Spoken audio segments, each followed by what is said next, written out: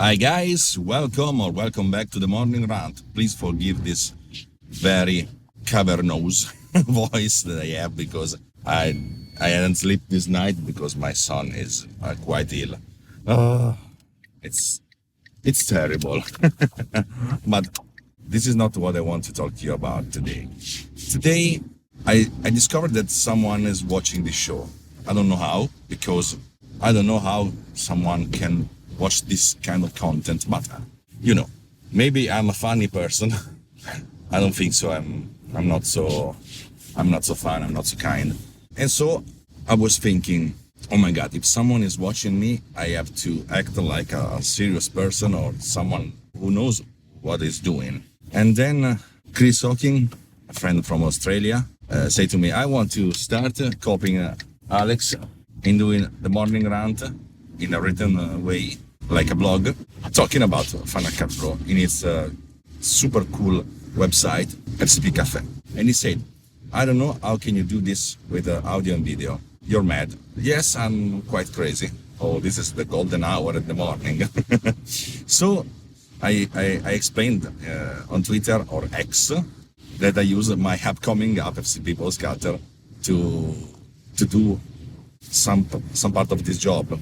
And then I said to myself, okay, maybe I can record an episode of the morning rant talking about the workflow of using FCP Postcutter and then use the same footage to produce the actual episode. It's gonna be fun. And so let's start. I do this show while I telecommute from my home to the office. My office is 24 kilometers apart from my house, and it means for the strange people who use the weird imperial system, something like 14 or 15 miles. I actually don't know how can you use the imperial system. It's crazy. This morning is quite freezing. It's 2 degrees below zero. If you're using Fahrenheit, I don't know the translation. Forgive me, but let's say that the water become ice at this temperature. Okay? If it was August 14 at 4 in the morning, maybe I can take something like 25 or 26 minutes to do this complete route. But now, December 6th, there is a new subway in construction near my office. If I'm lucky, it will take something like 50 minutes, 55. And then I have to find a way of parking this car near the office. So I use this time to record this video to exercise my English and trying to be as fluent as possible and to explain what I do. So if someone is watching me and this is something that make me explode my head, understand what I'm doing. And today I want to talk about the workflow of doing this the morning rant. First, I use this app on my iPhone, the Blackmagic camera app. I like it. It's way better than the way I used before. I started using Filmic Pro in a lot of time ago, and then when Bending Spoons purchased the app and translated the business model to subscription, I started using Filmic Pro only when I had to use it on my professional jobs, something like the TV commercial that I shoot. And then this app came out, and then I switched immediately because I hated so much Filmic Pro user interface. It was so old and so confusing. I hated it. So I use this app, Blackmagic Camera, with my iPhone on a car stand and using this microphone. I think the best 63 euros I ever spent because it's super cool, it's super powerful, and it's very, very, very cheap. It's the Rode one.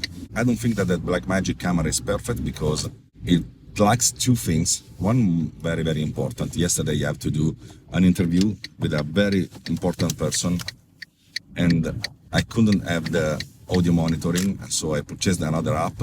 I don't remember the name that does video recording. It's less sophisticated than the Blackmagic one, but at least I can hear what I'm recording while I'm recording. And best €3 spent on an app in the last decade. Then the second thing that is missing in the Blackmagic camera app, I don't think that anybody working on Blackmagic will ever listen to this vlog, but maybe you on Twitter can emphasize this concept.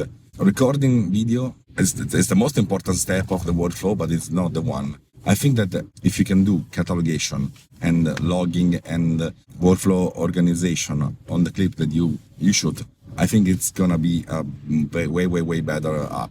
If you record a project something like the morning rant, then you can have a big folder with the morning rant, and then subfolders with the single episode project.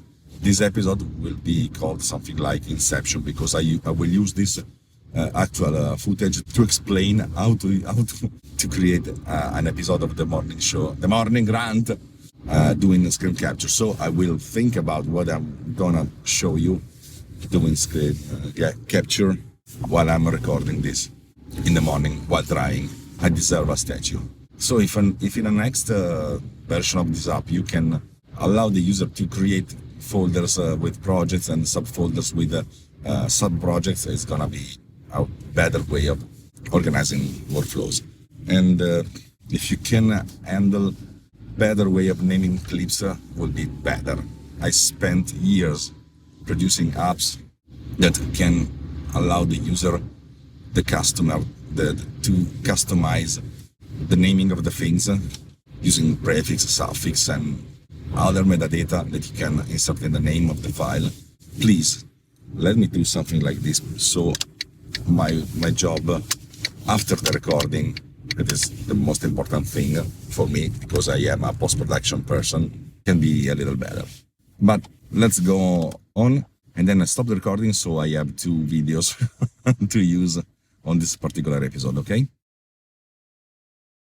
This is the second step of the recording, and so you will see something like 2 files that I have to migrate. First thing first, I go to the office, and then using the app, I beam the 2 video files that I recorded to the computer. I hope that I can do screen capture of this thing using QuickTime, because I have to show the screen of the iPhone. And if you look closely, you can see all the clips that I recorded yesterday as B-rolls, and so everything is confused. But think about when I record something like 2, 3, 4 episodes, and I don't want to erase the files from the Blackmagic camera on the iPhone, because I usually don't erase the sources on the iPhone before the episode is released. So sometimes it's confusing. But this is not a problem today. So I have these 2 files, and then I create a new folder in the folder of the project rant.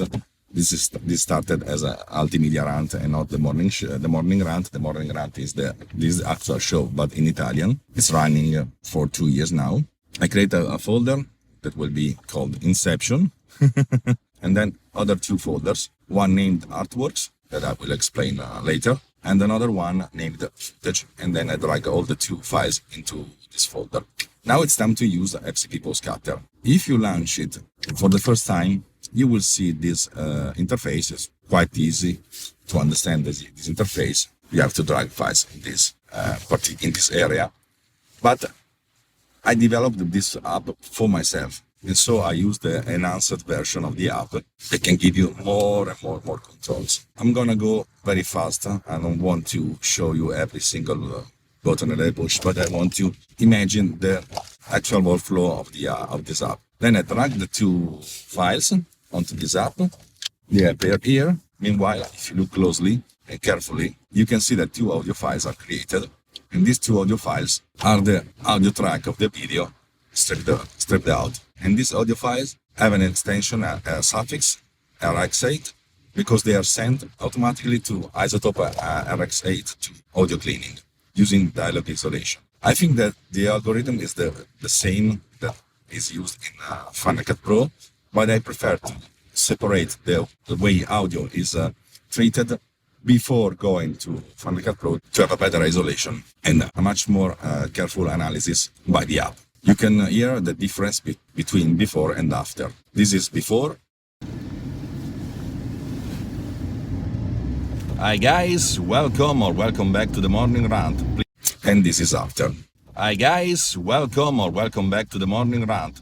So the audio cleaning is quite important, because if I record in this car, this is not an electric car, I cannot afford it. This is a quite noisy car, and this is the best that I can do. Then I close these 2 files, and then this external audio track is already in sync with the video because they share the same length and they start together. And then I start doing analysis. I push this big button that will create two things. One thing, it will clean up the audio using different algorithms. The first algorithm is the cluster-based noise gate.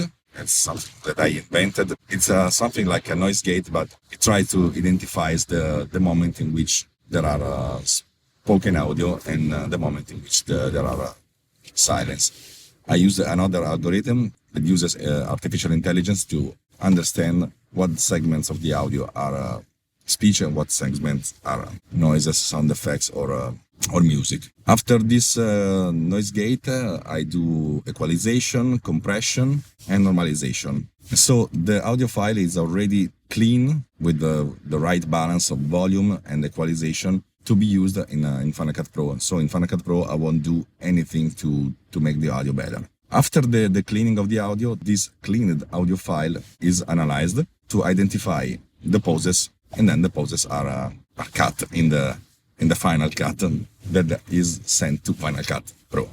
So you can see for each segment the original duration and the cutted duration, how much segments are produced, and the average duration of each subclip.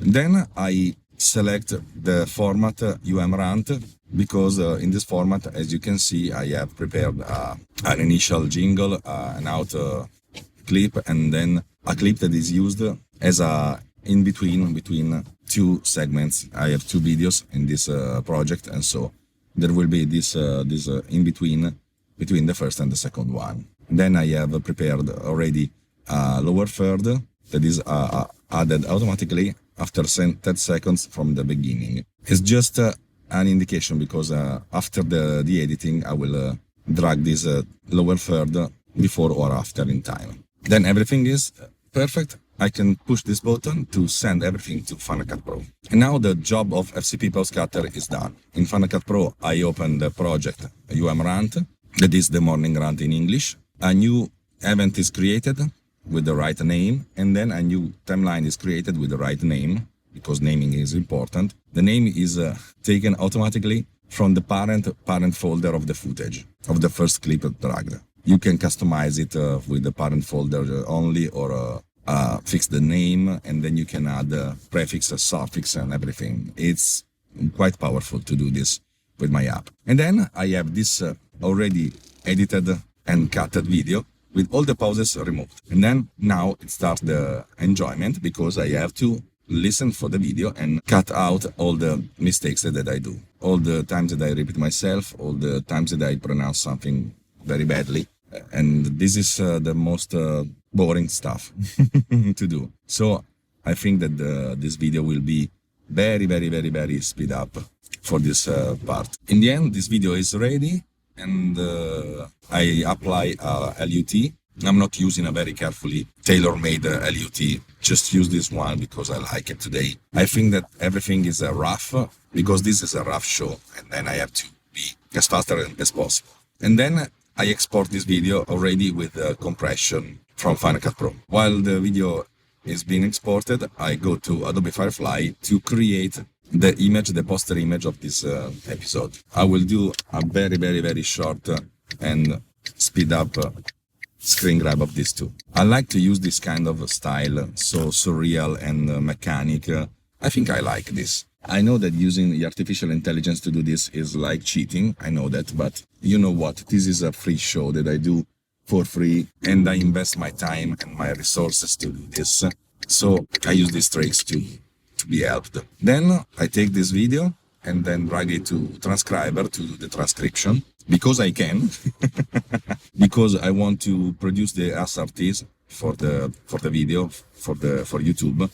But not only that. After the transcription, if there's an SRT, a subtitle longer than a certain number of characters, I can adjust it and make it everything more clearer. I review all the subtitles as a text, but thinking about how the way this text is prompted to the user while watching the subtitles. Because if you need to watch this video with subtitles because you are hearing impaired, I want to do something that it's quite pristine and correct all the mistakes that a transcriber does because the model is good, but it's not perfect. And my English is far from be perfect. Then I export the SRTs, and then I copy the whole text and go to ChatGPT. Yes, I know that. To have the summarization of the video. And then I try to have the keywords that I can use. And the last weeks I started doing find me a catchy title for this video, because a catchy title is quite important to catch people, to do clickbaiting. This time I will ask ChatGPT to use the Inception word inside the title. I don't know why. Yes, I know why, because I use this video to explain the video that I will do using this video. And then I fill all the fields on YouTube, uploading the file, using the description, the title, and the SRTs. And then I import from a previous video the final screen with the call to action. Please subscribe to this channel, blah, blah, blah, blah, blah. Okay, I think that I spoke too much today. I have to do a lot of job now, because this is just the beginning, and I have to edit this video, and then I have to edit the screen grab of this video. So it's going to be a very, very, very long and tedious job. Thanks for watching me. If you like this video, I think that you will, please comment this below saying I like this video, or push the like button, or subscribe, or click on the bell to be notified, and all the stuff that the real YouTubers do to get more audience and be more powerful. I don't know if you can subscribe to this channel. I don't know if you will. I don't know if you should subscribe to this channel, but who cares? That's all for today. I still have to do something 25 minutes of driving to get to my office. It's gonna be a long, long day. But doing this video helped me to pass the first 25 minutes of driving with you. And that's good. I'm sorry if I'm not smiling too much, but I slept very, very, very, very, very, very little this night. Ciao.